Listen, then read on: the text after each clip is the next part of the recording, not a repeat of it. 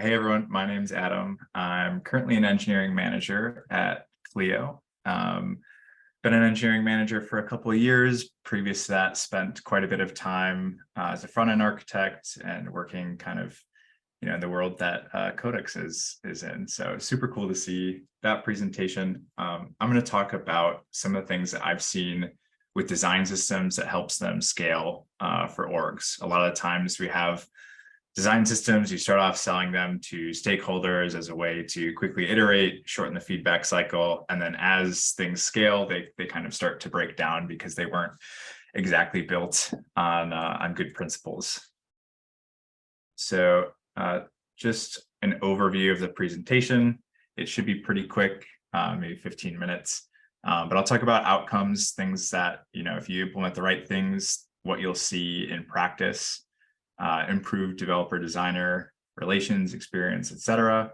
Go over some system principles, talk a little bit about design tokens, since the internet seems to be full of documentation and opinionated pieces about them. So I figured it would be good to just touch on some common pitfalls with them, since there is a lot of information and opinions out there, and then just some implementation tools. Since it's a lightning talk, I won't go into the weeds on implementation of how I've built or used these tools, but I thought it would be a great idea to supply some common tools that have been vetted by the community for all of you. Right, so what does active development look like with a good design system? It's really twofold. You have velocity and quality. Both of these come from shortening the feedback loop. Just like with Codex, there's a lot of touch points between developers and designers when you have a design system or a visual IDE, so that you're not waiting until the very end when something has been deployed to a staging environment or something pre-production, where designers or product managers will go in, test things out and say, well, after a full sprint's worth of work, I really don't like where we are and we're gonna have to make some changes. So not only will developers be able to implement things faster, but it'll also be much higher quality and reduce the amount of drift that you'll see in between, your Figma, Adobe, etc., and what is actually out there in production. I won't get too deep into this. I'll ask Bill to send out a copy of the slides.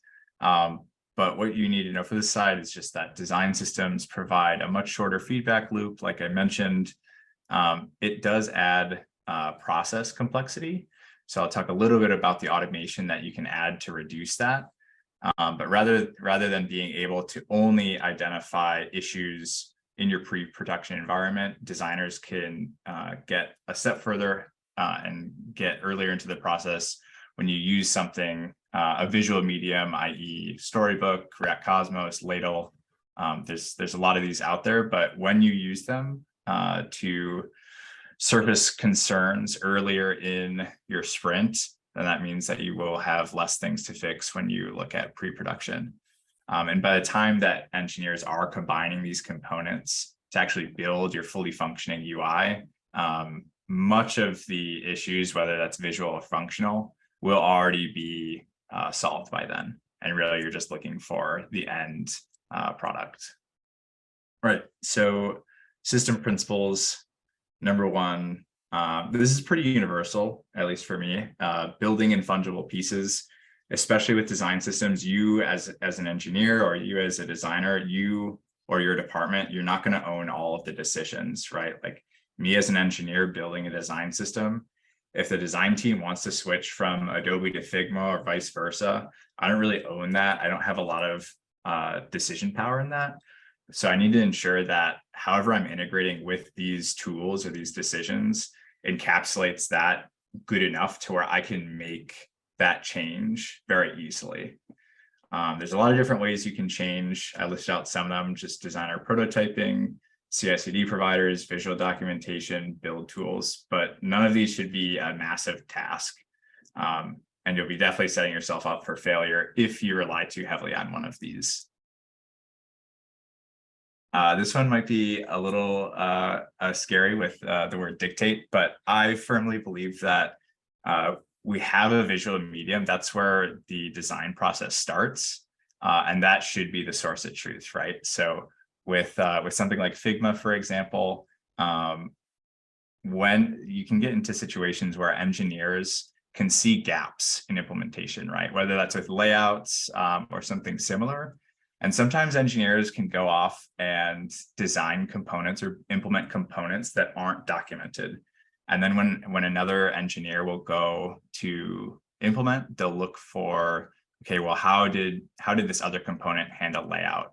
And then they might have to go search for that layout component that another engineer made, but it's not documented because it didn't happen within the design tool, right? So using that design tool as the source of truth is really important. While I say designers dictate and engineers facilitate, engineers can definitely create those utilities, but it has to be based on collaboration, right? So a lot of, especially the larger companies, you get this weird conveyor belt idea where product tells something to design, design will build it in a prototype, and then design hands it off to engineering. And then, they kind of clean their hands of it. Both designers and engineers are much more interested in each other's roles than you might think. This sounds probably pretty obvious, but oftentimes the design tickets really are just getting handed off, and it's really beneficial. I actually, on most of the teams that I've either managed or worked on, we've had at least, once a sprint, we'll have a design session pairing between a designer and developer. The more regular pairing sessions you have, designers will learn how you implement, to what extent is possible for you to implement.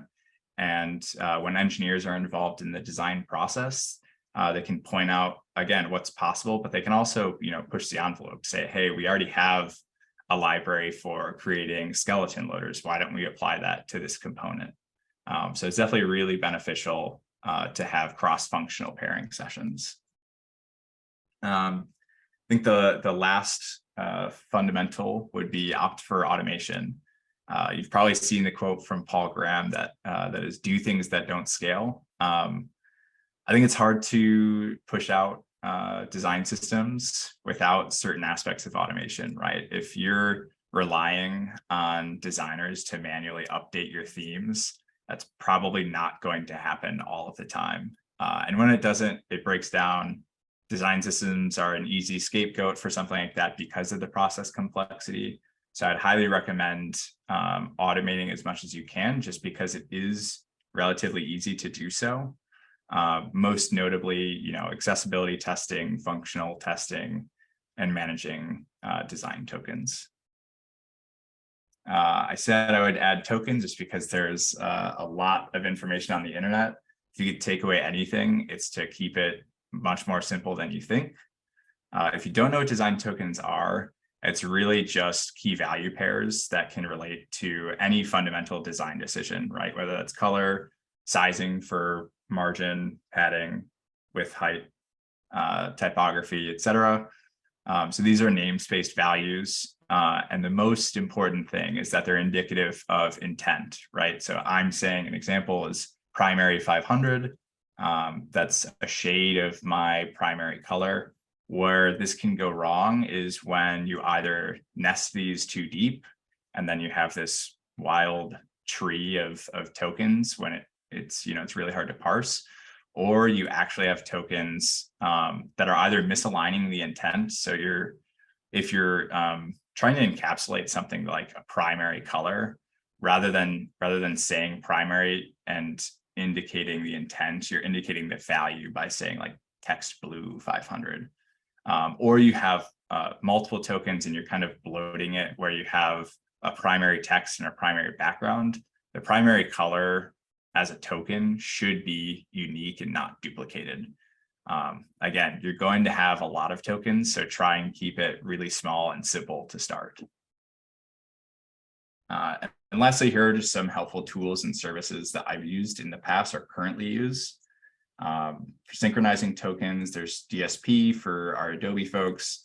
There's the Figma API, which is actually pretty developer friendly. I've written one or two systems that just hit the Figma API based on a design and can just like extract some of the underlying values, such as colors, spacing, and and typography values. There's also an officially supported design token plugin, which is pretty actively maintained.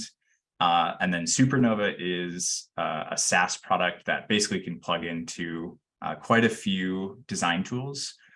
For sure, Adobe, Figma, and some of the big names. And it essentially does all of that for you, that you can kind of mix and match your provider, so the design tool as well as the output. So you could do styled components, you could do just raw CSS variables, you can do React variables. It's pretty customizable. And if memory serves, the pricing model is pretty favorable and not that expensive. Visual documentation. I suppose I should add codecs to this, just because You most certainly should. Exactly. Yeah. I did consider editing the presentation while y'all were talking, but I was kind of too hooked. The other players that you'll actually find that obviously don't do as much as Codex does is Storybook is the classic example. All of these generally do the same thing, but in this purpose, it's really just to share visual feedback with you and your designers, so you can have that extra point within your process to catch things before you're testing like the end-to-end functionality. Quality control. I'm a huge fan of Chromatic, just because it kind of encapsulates using Storybook, as well as you can tie it into visual regression. So it will like take screenshots of the canvas for all of your components rendered as stories. And then anytime those snapshots change, it basically flags it for review for your designers. So assuming that you actually meant to change it, it'll just, like if you have a Slack integration, it's a really great developer tool, and integrates with Git, GitLab, and a few other source control tools. I've also listed React testing library. It's a tried and true. Playwright is kind of up and coming. The reason I added it was I actually use all four of these in the last design system that I helped out with. Playwright plays, pun intended, I suppose, plays really well with Axe, which is an accessibility testing tool. So we'll have functional testing with the React testing library. That's just like kind of asserting basic interactions against the component. And then all of the stories are mounted within Playwright, and then the accessibility tests run automatically against them.